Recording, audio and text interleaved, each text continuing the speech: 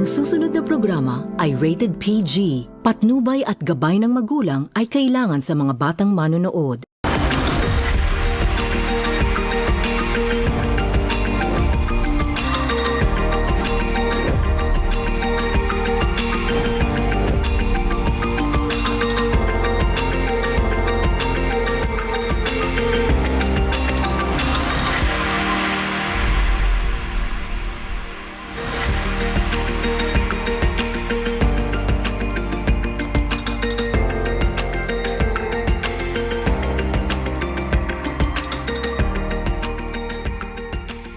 Good evening. You're watching the Chairman's Report.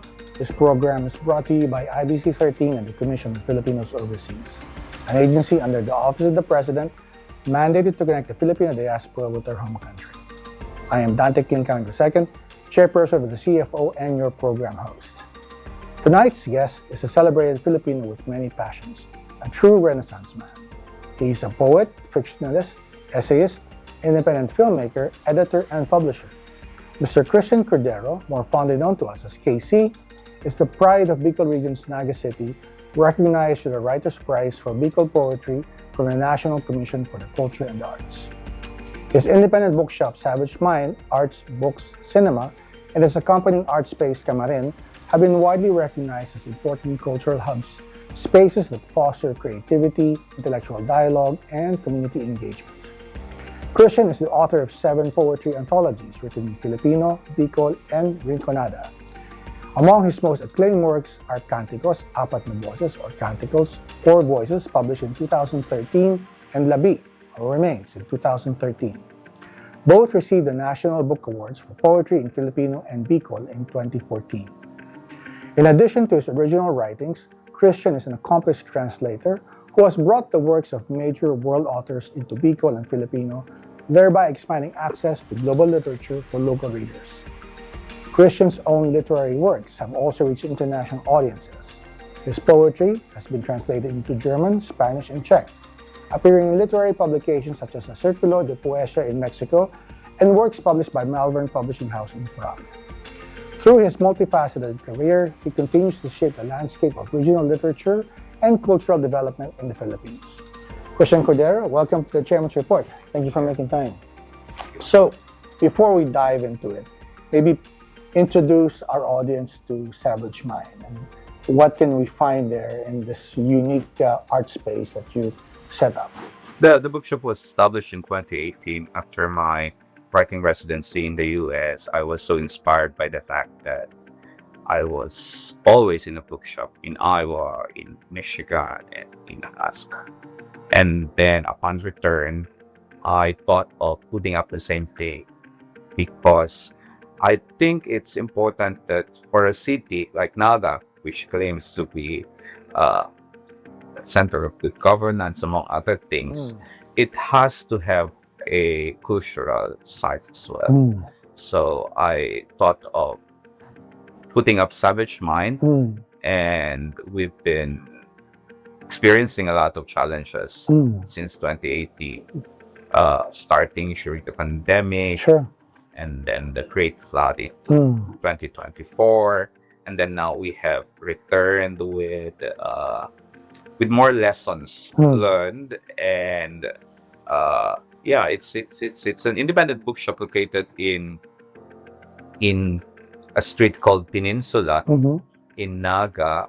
The location is an ancestral house of the Lirags. It's a 50-year-old house which we converted into an art space. So there are 3 components, 3 parts of the space. You have the bookshop, you have the cafe, it's called Tugawico Cafe, and then the art space, which is called Camarin, which is Camarin. The provenance of the name of the province of Camarines Sur is Camarin. I see. I never made that connection. Okay. Like Camarin is the Spanish word for rice granary. So we want to make this place as a new Camarin, as a place like a marketplace of ideas where you turn your ideas, where ideas are cultivated like seeds that needs to be nourished, that needs to be taken care of so that it will grow. So that's what Savage Mind is. That's what Camarian stands for. Now, have you always had that plan to set up this creative space? You should work with Ateneo de Naga Yes. Publishing for a while as well, right? Yes. I was the deputy and then the university press director for a good number of years, 10 years. Isang dekada sa Ateneo de Naga. And I think my position in Ateneo de Naga has given me that opportunity to see that book should really have a life of its own, and it should not be contained into specific places like the universities. So I thought of like this term now that we often use, the third space. I think of finding another space aside from the academe, aside from the campus. I think our book should be like seeds, should be scattered to the field so that it will grow on its own. And with my experience as deputy director and eventually as director of the press, we thought of expanding the reach of our books by putting up an independent bookshop. So I would say it complemented my position as university press director, and at the same time as some kind of a curator, where even people, even students and faculty who are not connected to Ateneo can have access with our books, because we are not just writing for Ateneo. We are more than that. And so and Naga is an educational center for the region. It has several universities. Ateneo for one, you have Universidad de Santa Isabel, the first normal school for women in this part of the world. You have the seminary where I studied. It's the Holy Rosary Minor Seminary. Used to be the next school that you will find better outside Manila. So we were producing some church dignitaries and heroes, propagandists like Jose Maria Panginiban. So Naga is at the epicenter of these things, and I am what I would say an inheritor of this humble history. So I thought of continuing this legacy of the city by putting up something. Well, thank you for that. I think what fascinates me is that, of course, in my new role at CFO, we're trying to, in some cases, reintroduce Filipino culture and heritage to the next or younger generations of Filipinos in the diaspora. And so when we look to connect with them, of course, what comes to mind is Filipino literature, those mainly in English, translated into English, such as Jose Rizal's works, and maybe even the Makata, the Tagalog literature. But some of them may be surprised to know that there's a rich selection of other literature in other Filipino languages, just Bicol, that you are working on. And maybe tell us, I mean, for those who are not familiar, introduce Bicol literature to people. Yeah, I always remember this particular period in 1897, when the revolution broke in Manila. Interestingly, that was the first time the printing press from Hong Kong was brought to Naga. Really? There was a revolution in the capital. I see. And the printing press arrived in Naga. And for the critic, Dr. Maria Lilia Lupit, this marks a significant period, not just in our local history, but in the history of this country. And I go back to 1897 to relive this particular period of the revolution and the coming of the printing press. And that period of 1897 really signaled the golden age of Bicol literature. That's according to the professor, Professor Lubit. And of course, it's a church-based printing press, and eventually it got secularized through the printing press owned by Mariano Perfecto, and then you have Cecilio Press. So when we think of regional literature, we think of not only the contemporary. It's important for us to return to our history, return to our sources, return to our beginnings. And Bicol literature, just like other regional literature, has this rich history of coming into thought through their local languages. And I think that's true to all other local languages in the Philippines. We can think, we can write, we can speak our minds and our hearts to our local languages. And Bicol has been given this opportunity, this language. And the region is home to other linguistic variations. You mentioned Rinconada. I also write in that language. I learned something new today. Yes. So that's my mother tongue. I share that language with the national artist for cinema, Nora Honor. I had the privilege of working with her also in a film where we use Rinconada and other Bicol languages. I see. So, yeah. So, and so Savage Mind has become the hub for all of this, or is that a fair representation? One of the hubs. Of the hubs. I don't want to be. I'm always worried, Cher, about being the center. Okay. There's so many centers here. Okay. Which is good, right? Which is good. I'm very worried of the center, of the idea of the center. I'd rather be seen as one of the many interesting hubs in Naga. In fact, the bookshop is not just the bookshop that you will find in the whole country. We have other spaces like Mount Cloud in Baguio, Poon in La Union. Everything is fine in Makati. You have Solidaridad by the national artist Evgenil Jose. You have the Lost Bookshop in Cebu. So lots of a lot of creative spaces happening now in the Philippines. And hopefully with our partnership, which we're still working on, that maybe CFO can help you propagate that Bicol literature and the other creatives that you're working with to our Filipino diaspora. We just have to take a quick break. Yes. We'll be right back with the Chairman's Report. Please stay.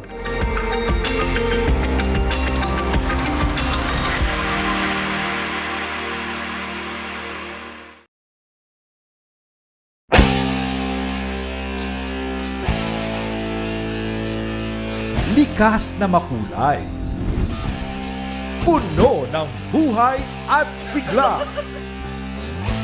pinagtibay ng kasaysayan at pananampalataya. Yan ang kulturang Pilipino. Halina't sumama sa biyahe, mga kulturista. Ako si Carl Senya at ito ang Kultura.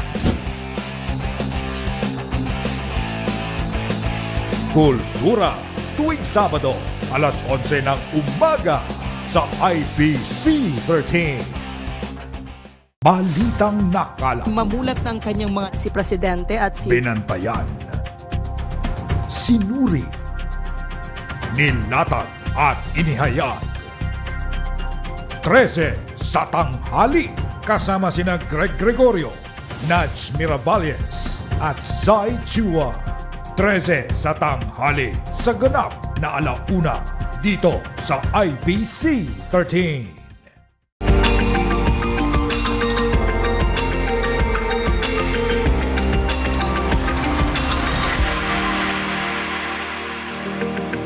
Welcome back to the Chairman's Report. I'm Dante Kristian Cordero.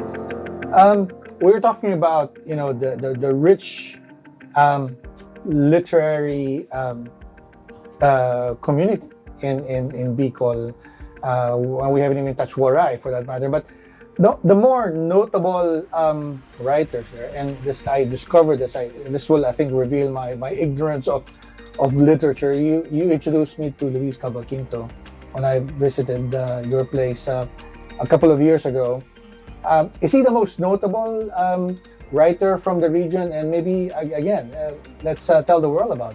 I would consider him as one of our titans. Luis Cabalquinto is called to be the dean of Bicol Poetry. He started writing during his early years in Ateneo, and then he moved to the U.S. where he got to befriend other notable Filipino artists like the painter Minasio Icarta, national artist for literature Jose Garcia Villa.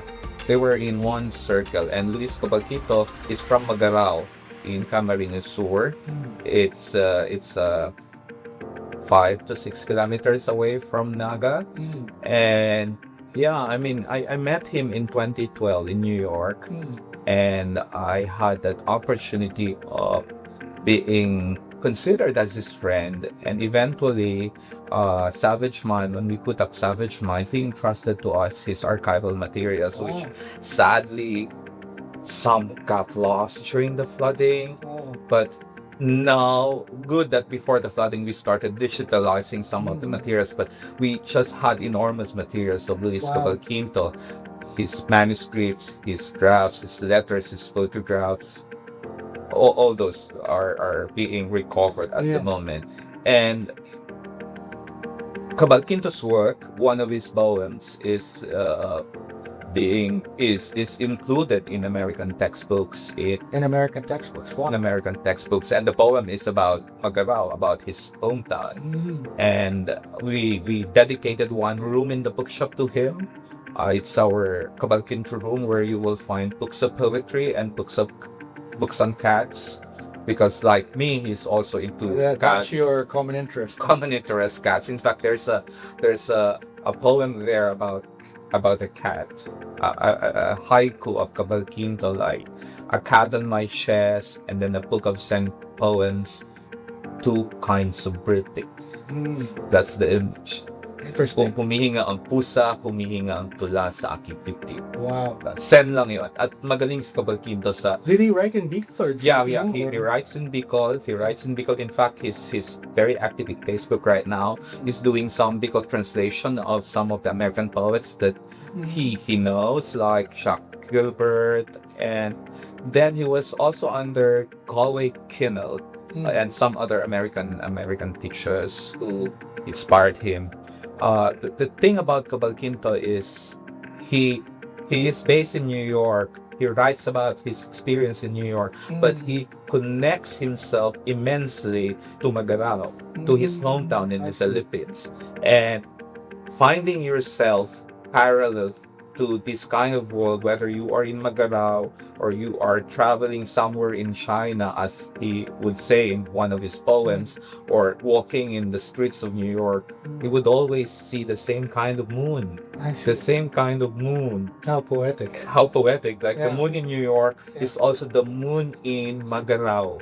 And this kind of beauty will always be invoked by Cabalquinto. And you said his works are in American textbooks. I mean, now I may be ignorant of this as well. Do we have him in our textbooks, or? I think some of our textbooks used In to feature his works. But I've seen those textbooks. It gives me a singular pride to see these works of Cabalquinto, this poem about Magarao, about this hometown known for hilot in Bicol. And then you have Cabalquinto, you have Jorge Luis Borges, you have all the great names of world literature, and then here comes a poet. So for somebody who's trying to learn more about this regional creative output, where did they begin? What would you recommend? They start, and where can they buy their stuff? I mean, is his works available on Amazon, for instance, or do they go to your Savage Mind website? They have to go to our Facebook page. Okay. We're releasing his collected poems. Okay.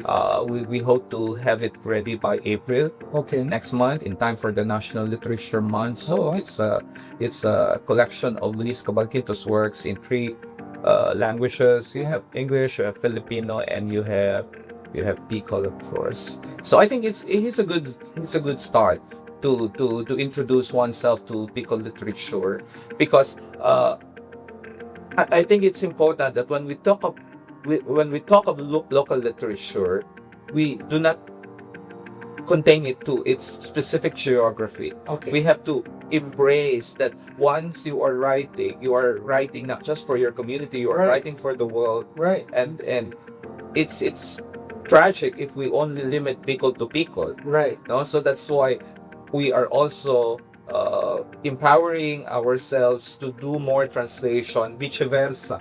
Right. Like the way to do it is to have our works translated into other languages, and these works from other parts of the world should also be translated into our local language, so that it doesn't get contained to the same imagery of Mayon Volcano, Yes. of Peña Francia, of Sili and Pili Pili nuts. nuts.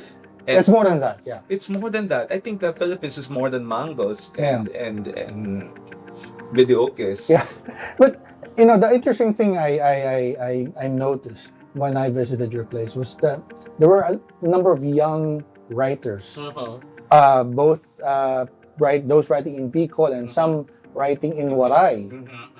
In your place at in Naga. Tell us about this I don't know if I can call it underground, because many of them were only self-publishing, and I thought it would be a shame if the bigger publishers in Manila or outside of Manila, maybe those we met at the Frankfurt Book Fair, should be connected to this creative group. Yeah. Tell us about the young emerging creators. Well, we have what we call the Southern Literary Corridor. This is an idea espoused by the poet Merly Alunan. Merly is based in Tacloban. She's like a literary mother to many Waray writers, and even writers from West Visayas, Central Visayas, would invoke Merly as an important literary figure. I hope she becomes national artist for literature soon. She has the considerable efforts in terms of documenting, archiving Visayan literature. And the Southern Literary Corridor, she espoused this idea, she introduced this idea to us to create a new kind of consortium that will link our islands to another island. So Bicol for many years we've always looked at Manila as our lighthouse. With Maria Lunan, she and I agreed that we have to see other points of connection. Of course, yes. We're very near Waray, but we're very far from Waray. So the Bicol Book Festival is a way to bring Bicol and Waray writers to come together and talk about our poetics. I see. And we are not lacking writers who speak about cross-regional connections. So that's one thing that we are doing in the bookshop right now. So we are doing connections with Waray, we are doing with Kapampangan, because my father is sa Kapampangan. So ang lakas-lakas ng mga rehiyon, oras na para magtulong-tulungan tayo. Yeah. And sa Bicol, I would say that there are two emerging novelists who have won national book awards. They're from the island of Catanduanes. Okay. The names are Eman Barameda and Nap Arcilia. Okay. They write in Filipino. They are public school teachers. They have novels coming very soon. Okay. One is about pigs, baboy. Okay. And Nap wrote about kambing.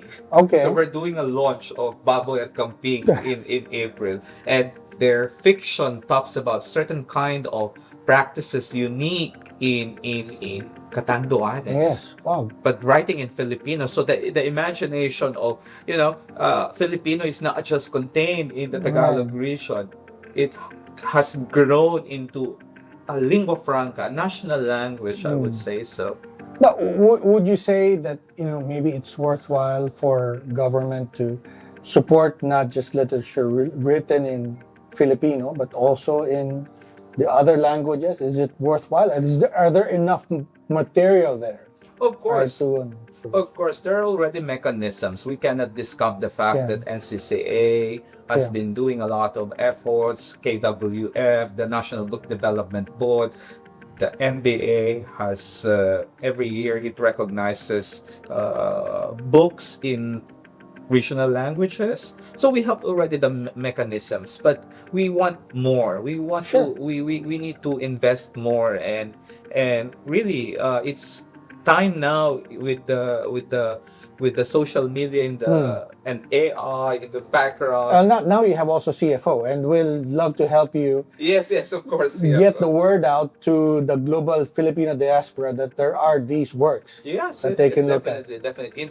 In fact, one of the I should say this, Chair, that one of the many supporters of the bookshop and local literature are the second and third generation Filipinos living abroad. Wow. When they come to me, I know I have a sale for a day. I know when there's a film or Yeah, yeah. other sorts Yeah. of Filipino. I have touch. some questions about that, but first I have just to take a quick break.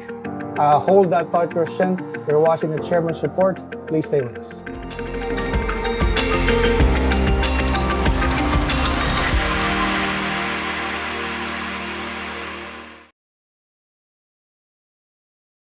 Obra mula sa basura? Pwede yan, basta't kasama mo ang buong Artkada. Kaya Artlinks, game na ba kayo? Ilabas na ang inyong art materials at unleash your creative minds. Let's turn trash into treasures sa mga super fun at colorful activities. Don't worry, si Kuya Kel ang bahala sa inyo. Kalye, sining tuwing Sabado, 4 p.m. Be informed of the top news of the day, from the local headlines to international stories that matter to the lives of every Filipino. Delivered with credibility and integrity by anchors William Teo and Angela C. 13 News, Monday to Friday, 9:30 p.m. only on IBC 13.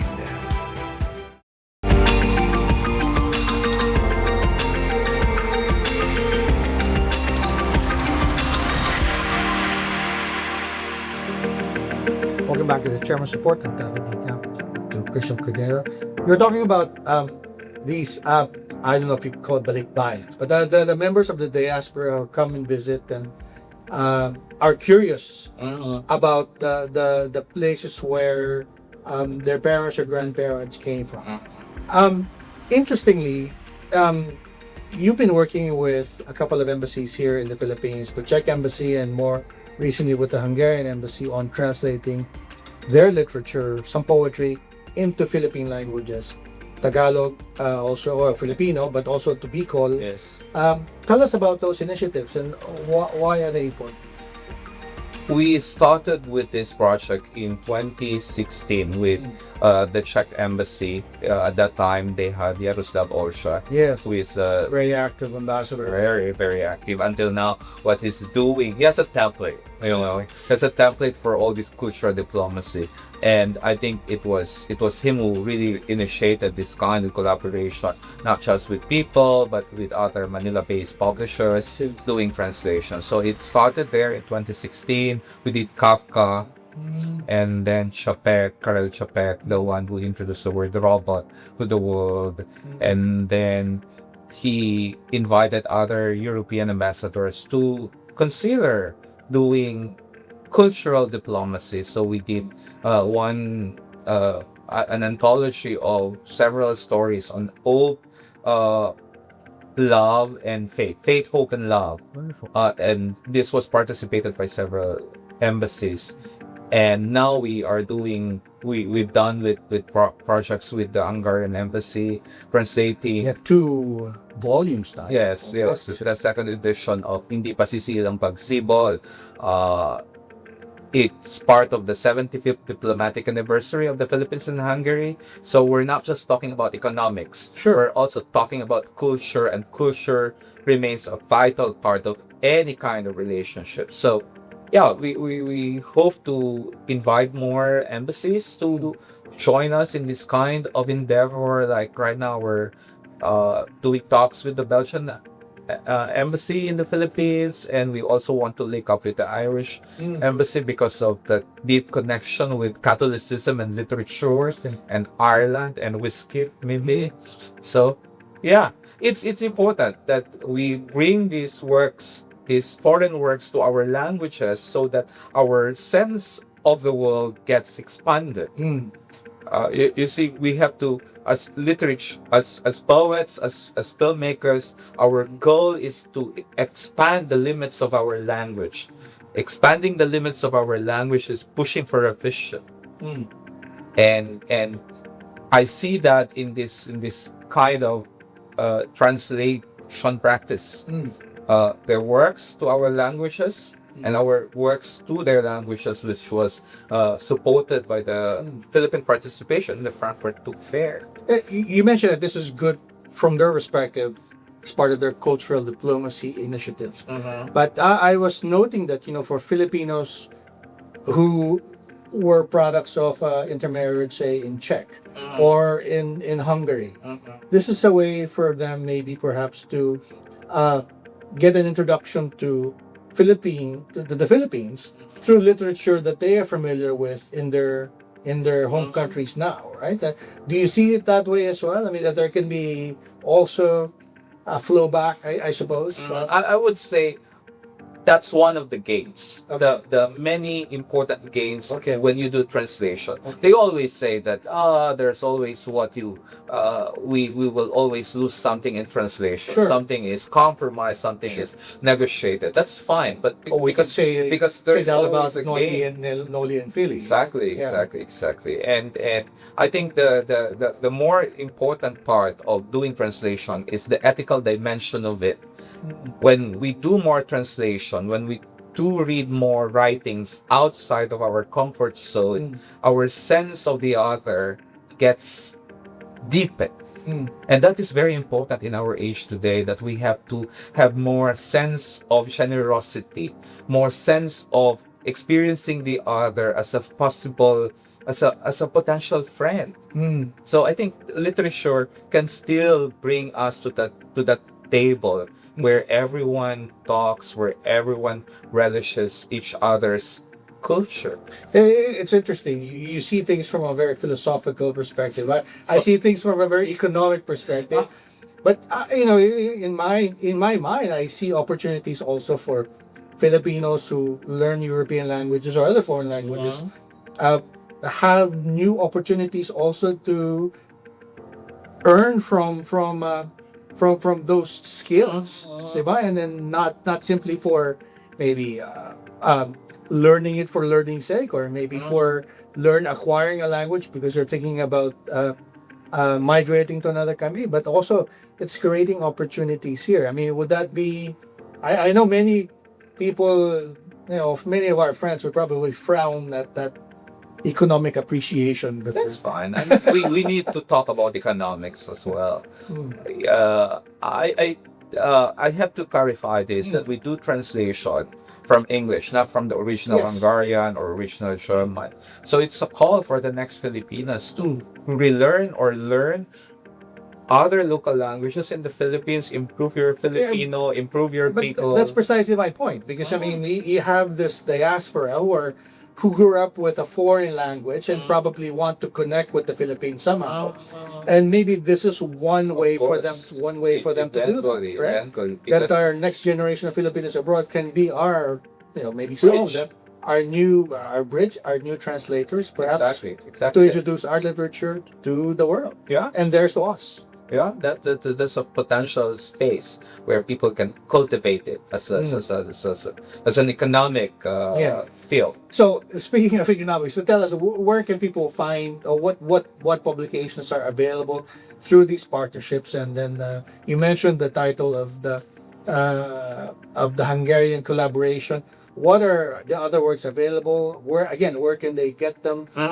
Well, right now we don't have other business like what we call this platforms, Yeah. except for our social media accounts. So visit our Facebook page, Savage Mind Bicol. We're in Facebook and Instagram, and just message us and we will reply to you as soon as we can. And I mean, it remains to be a potential field that we need to cultivate. Literature is always like a terrain that needs to be illumined. Now, are there other works in the pipeline? I mean, you alluded to discussions with the Belgian embassy. I mean, Yes, what are we going to see in the future? Is it poetry? Is it novel? Is it a mix? Or Maybe we're trying to enter into more collaboration in terms of putting arts and sciences together. Like we don't just romanticize the coming of springtime. We need to talk about climate change. Okay. We need to talk about water waste management, and that is where artists, policymakers, scientists should be doing the talks. So And there- Camarine and Savage Mind is doing that this is now in our pipeline. So as Cabalquinto is walking over the moons, over different countries, you're working on other important areas. That's interesting. Yes. So, but we will keep promoting our local languages. Sure. The virtue of writing in our local languages. So right now we are doing the Pangalagkalag series. Pangalagkalag is our word for gazing, for searching. But there's a word there, the root word is kalag, which means soul, and in Visayas, it means a container, a vessel. So we're doing one writer writing about one specific town. It's very inspired by Cabalquinto. So we're doing, we've done towns and cities like Iriga, Tabaco, Bubat is the latest, Lagunoy. Interesting. These are towns that are being written about not by historians, but by their writers. Instead of the grand narratives of history of who is the mayor or who is the parish priest, we're doing the more intimate accounts. Who is or where is the first bake shop? When was the first bridge built? So this kind of intimacy is in that Pangalagkalag series, and we are hoping that the Waray writers will join us in this Pangalagkalag also. Yeah. And earlier you mentioned Nora Honor. I mean, are there opportunities for maybe other forms of storytelling, adaptations perhaps, or maybe opportunities now, maybe started by the literary works that also shine the light on other creatives, such as those in maybe film and other areas? What do you think? I think we really have to develop a dynamic ecosystem where literature and cinema and visual arts and other forms of art making gets into conversation. Right. And we must commend FDCP for what they've been doing. And then for some years when I started doing my own kind of cinema from the Bicol Region, I was also privileged I had the privilege of participating in what they call the Cinema Region. So you see, Chair, I wanted to become an astronaut as a child. Okay. My parents were living abroad, so I thought they were living in outer space. But I couldn't be. I couldn't be an astronaut from a country like us. So parang tinanggap ko na yun. We have a new Philippine Space Agency. Meron na. Pero nung 90s, medyo limitado ka sa pagiging pare at pagiging artista. So, yung astronaut kailangan i-shelve mo muna. Never too late. So, naging filmmaker ako. I see. Yun na yung pinaka malapit kong punto kung saan I find myself saying the word action. Okay. And when you say action, there's a certain kind of creation happening there. It's like abracadabra. There's fire. So I think cinema is another way of preserving, of enlivening this language. And we're happy that in Bicol, cinema is developing as well. We have to take another quick break. Please stay with us. You're watching the Chairman's Report with Kristian Cordero.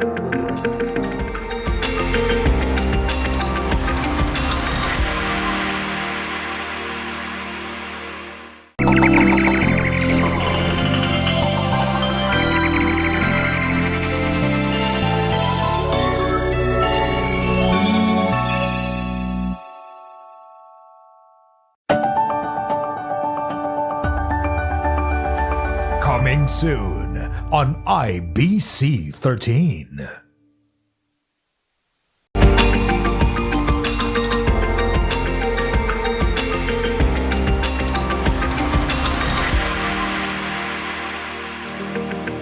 Welcome back to the Chairman's Report.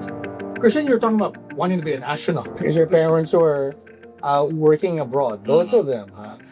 Talk about your own migration story. I mean, not you, but your families. Your mother worked in Qatar, if I'm not mistaken. Then your father was a seaman. How did that influence your own career later on as a poet, as a writer, as a creator? Let me speak in Filipino. Sure. At this point, because I think marami sa mga bagay na napaka-personal ay lumalalim kapag Nasa sariling wika. So I try to speak in Filipino. Akala ko talaga, pamilya kami ng mga astronaut. Kasi nga, sa Qatar, I never knew where Qatar was. Hindi ko alam kung nasaan yan. Except that I was told that my mom is in Qatar. And if you pay attention closely to the sound of the country, Qatar, it sounds like a place in the moon, no? Parang sci-fi movie. So akala ko, astronaut. How old were you? I was 5. Wow. And then I was told by my father at that time to write letters to her. So I was in this kind of world na pwede kang makapagsulat, no? So I was writing letters, not necessarily, I started writing letters. Doon ba nahubog yung Exactly. skill, Yun sa tingin ko. Okay. So, naging manunulat ako hindi dahil gusto kong magkaroon ng libro ng mga tula. Naging manunulat ako Because she dahil wanted to reach out to your mom. I needed to reach out to my parents. And that's why the postman is my hero. Okay. Malaking bagay sa akin ang post office. Pero, I don't know, I have my own stories about writing letters to my father, but yung sa akin, bumalik with corrections. Yung sa'yo, kinapalat niya yung grammar ko at saka spelling siya. Well, I have these letters and it's terrible. I'm seeing my grammar and it's terrible. It's in English.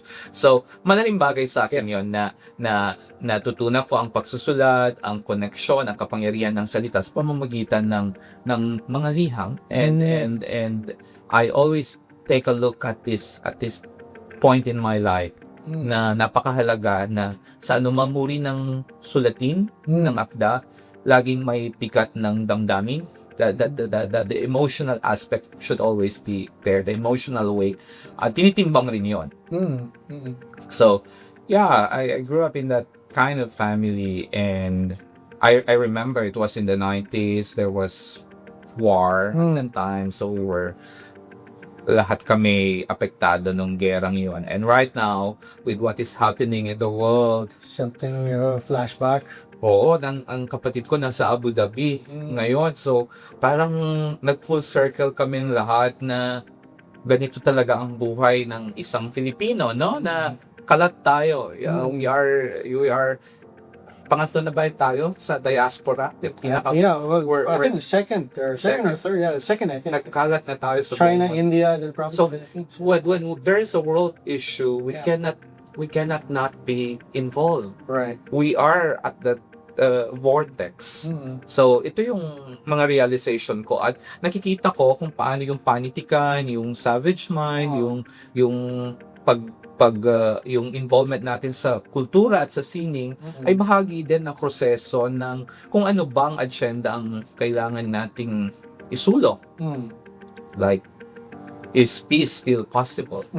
Yung mga ganong hard questions. Sure. So, yun yung mga tinatanong. Kaya kanina sabi mo, napaka-philosophical nung undertaking, nung pinagmumulan. Siguro mahalagang tingnan natin yung panitikan natin. I was just teasing. That's fine. Gustong-gusto ko yan na hindi madali ang buhay makata, ang buhay na ginugubol sa sining dahil... Now, by the way, I want to ask this of you, maybe a personal question, because sa tingin ng iba, di ba, yung migration is a negative for Philippines. Sabi mo nga, malaki yung diaspora community natin, one of the biggest in the world, but you grew up in that that system, di ba? Some people would push back and say there are also benefits to us that we are exposed to the world rather just being parochial in our perspective, and then that somehow enriches us as well, way beyond than what maybe remittances can capture or equate to, right? So, where are you in that perspective? Brain gain, or brain drain, or maybe somewhere in between? Ano bang paningin ko? And then maybe more importantly, how the CFO and maybe others in government should work with that reality. I still see the many potentials in this country that we don't need to work abroad to be able to sustain a decent living. And I think this requires a certain kind of paradigm shift in which we will try to improve our communities. sometimes it's despairing to see our current situation and the global scenario. But I think this is the time, share, that we must not despair. We must continue to build. We must continue to incarnate hope. And to go back to that question, I would want that we rather develop our resources here, and at the same time support our engagements. We have to develop our mechanism by which we can have students, Sure. teachers study abroad, and And then come back and share come that. back and Yeah. share those You know, the ideas. President Marcos says that he wants to make migration a choice rather than a necessity, and I think you're speaking about the same thing, because sa tingin mo sapat na yung opportunity, but of course we have more to do, right? Maybe from your personal perspective, why did you choose To to stay? Because you had the opportunity yes. to go abroad, di ba? Gusto ng tatay ko magsiman din ako, pero sabi ko pa, I cannot swim. ang pobreng anak mo ay hindi marunong lumangoy. Dahil pinagbawalan kami bumisita sa irrigation, sa mga ilog. So hindi ako pwedeng magsiman. I think I'm in the position where I cannot talk on behalf of other Filipino Sure, no, families, just for but, yourself. Yeah. nandun ako sa posisyon na kailangan nating itaguyod ang kaayusan ng ating sistema sa gobyerno, sa pamamahala, sa mga patakaran natin, because I think the Philippines has so many potential. Sure. Si Gideon Lasco will always have this: the Philippines is not a small country. Ang dami-dami nating potentials na kailangan i-develop natin, at tama, hindi necessity kundi choice. Yeah. Dapat.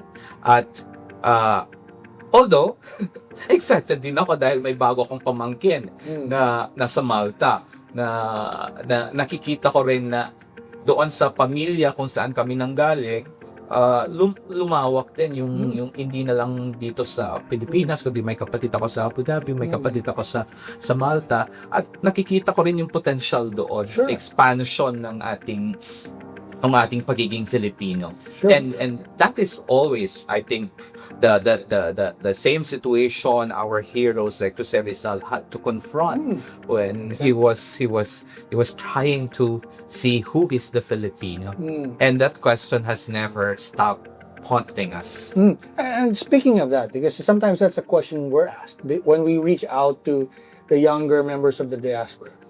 What is and who is a Filipino? Diba? And napagsabihan pa kami that in one conversation we had with a professor from the University of Hawaii in Manoa, bakit daw hindi namin pinopromote yung Ilocano literature? Because many of the migrants in Hawaii are Ilocanos, diba? But this is what's so fascinating to me, that there are layers of being Filipino. There's of course being Bicol, being Waray, being Hiligaynon, being Ilocano, not just in totality Filipino. There's richness and diversity under that banner. I mean, do you see it the same way, or maybe what can be done maybe to appreciate that richness that we see maybe superficially as Filipino, but underneath there's all of these regional offerings. Yeah, I think we have to really put a strong investment in terms of doing policies and infrastructures and financial support in the local languages, whether it's literature, visual arts, or cinema. And I think we have to put our attention as well to not just to the regional composition, but more importantly to the island imagination. Yung mga isla natin. Halimbawa yung Catanduanes, yung Masbate, alanganing mga Bicolano yon. Ang reference nila sa amin, mga taga Bicol. Politically, they are part of the Bicol Region. Pero you see, a little Philippines exists in Masbate. You have the Hiligaynon side, you have the Cebuano side, you have the Minasbate side, and you have the Bicol side. San Pascual Island speaks Bicolano. So, Babel, no? Isang toring Babel, pero let's not make it crumble. Let this Babel become our Pentecost, some kind of our diversity is our gift. And ang gandang sabihin nun, kaya kailangan natin na siguro yung mga government agencies like CFO, yung NDTV, mas palakasin pa sa parteng yun na yung mga regional identities, pero yung mga island communities, sa tingin ko, like Batanes, Romblon, Catanduanes, Bohol, at Ang dami pa. ang daming ano. Well, ito na pagkakataon mo, Christian, because we have to end the program, and as we usually do, we give it to our guests to leave us with some message. Pagkakataon mo na i-request ang mas malaking budget ng CFO. Go ahead. Sige. When you come to Naga, please visit our Savage Mind Bookshop. It's located at 5 Peninsula Street, Mayon Avenue, Tinago, Naga City. The zip code is 4400. And upon entering the bookshop, you will see there a signage very similar to what Dante wrote in his Inferno. In Dante's Inferno, it was written, "Abandon all hopes, all you who enter here." Yeah. Inside the bookshop, we rephrase Dante. Magrimpos nin paglaom, kamo na digdima dagos. Gather all hopes, all you who enter here. Very well said. But just to clarify, I'm not that Dante. I'm a different one. Thank you, Christian, for your time. Thank you also for IBC 13 for making this program possible. I am Dante Klink.